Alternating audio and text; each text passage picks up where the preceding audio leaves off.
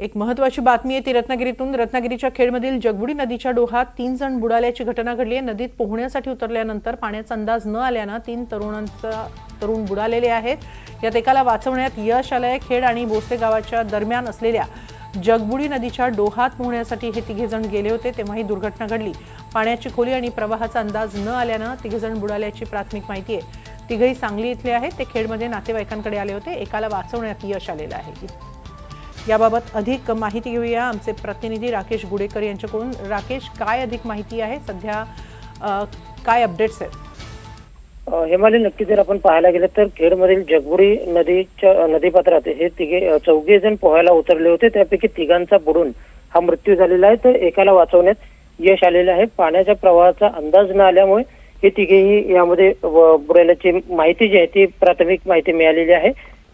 सद्यस्थितीत जी माहिती मिळालेली आहे त्यानुसार हे तिघेही सांगली येथील रहिवासी असल्याचं कळतं आणि ते तिघेही खेडमधील आपल्या नातेवाईकांकडे आले होते आणि आज ते पोहायला जगबुडी नदीवर गेले असताना या पाण्याचा अंदाज न आल्यामुळे तिघांचा मृत्यू झाला आणि एकाला वाचवण्यात यश आलेलं आहे। सध्या पोलीस देखील घटनास्थळी पोहोचलेले आहेत आणि अधिक तपास जो आहे तो सुरू असलेला पाहायला मिळतोय। पण एकूणच अनेकांना पाण्याचा मोह आवरत नाही आणि अशा घटना घडत असल्याचं देखील समोर येतोय।